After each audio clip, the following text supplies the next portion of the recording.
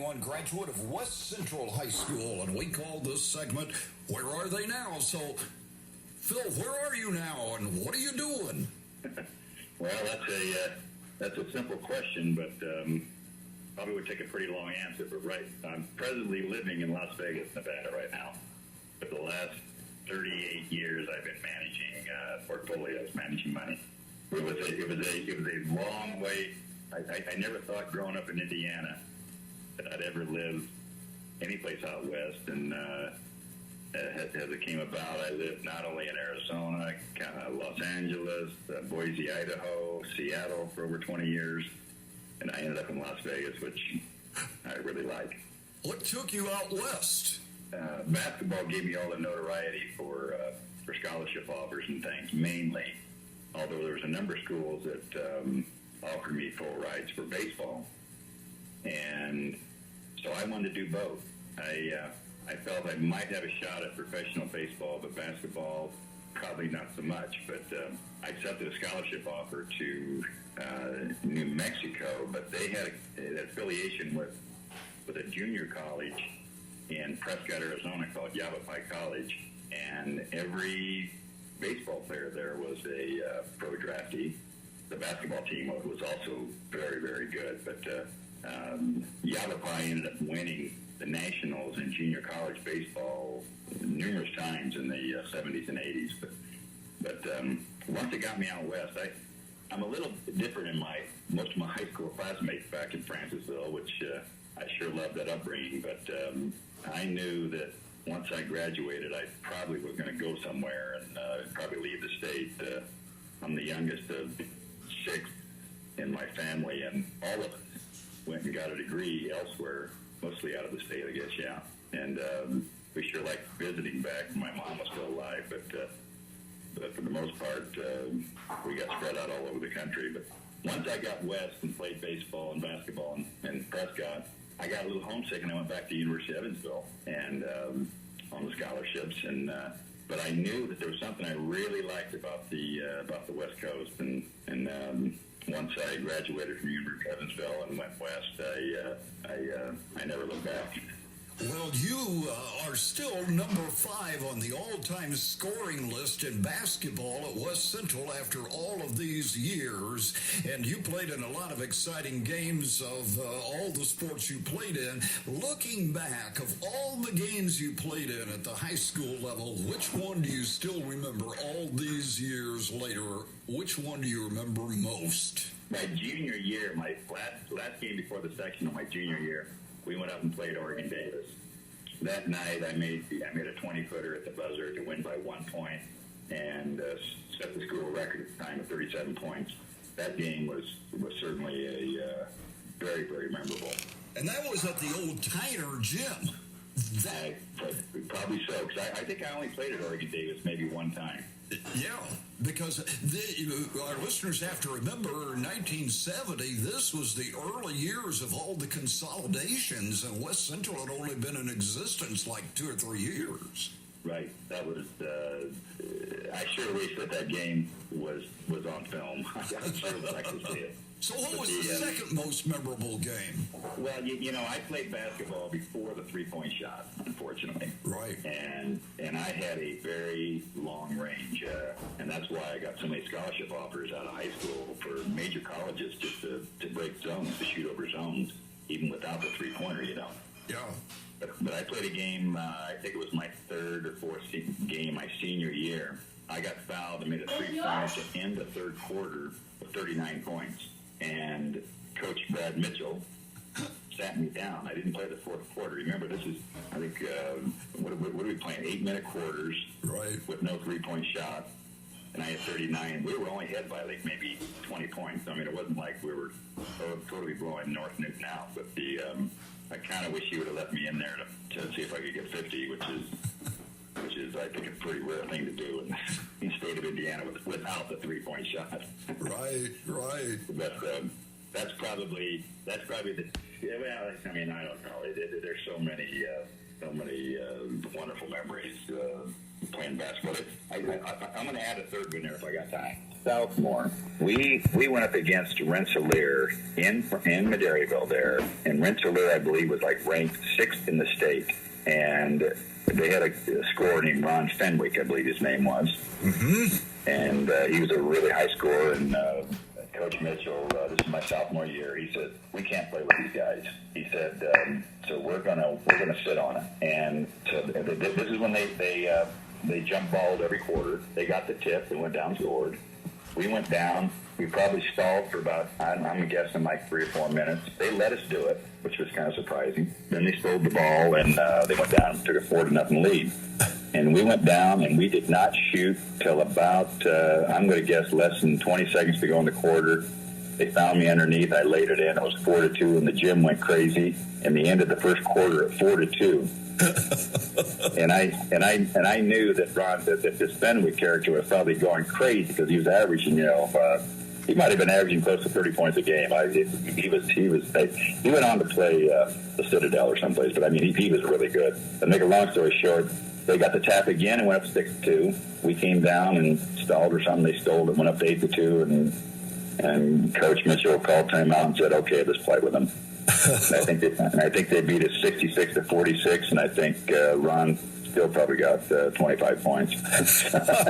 You mentioned Brad Mitchell. He was one of the first coaches that we had on our Saturday show back when we went on the air back in 1969-70, and one of the real characters I've ever met in coaching. Yeah, I really liked him.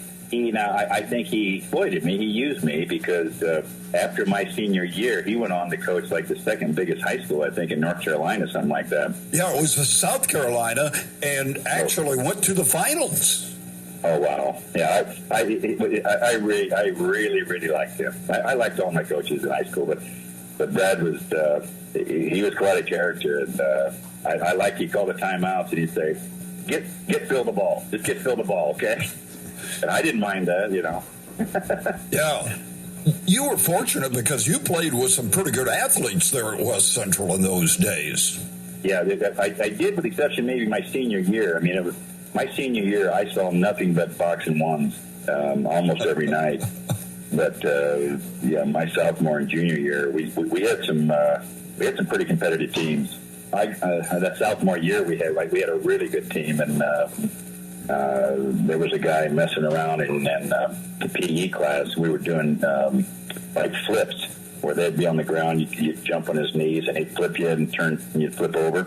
He pushed me too hard, and I pulled my ligaments in my ankle right in the middle of the season. And Brad, that was like on a Tuesday or something, and we iced that thing down, and we were just absolutely hurt for like 4 or 5 days until the Friday game or whatever. And I tried to play, but I had that ligament pain for about a decade after that.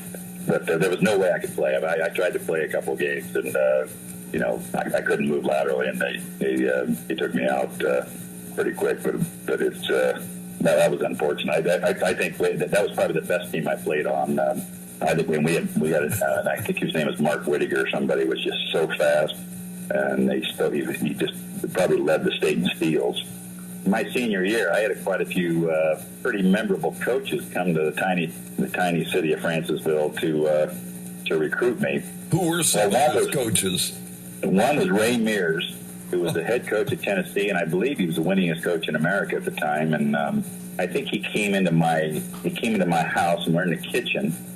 My mom said to Ray, I don't mind him playing basketball, but could you get him to mow the yard? And Ray Mears says, "Ma'am," he says, hire somebody to mow the yard. Just let him keep shooting baskets, and I'd love to have him come to Tennessee. And that was one coach I remember. And there was another.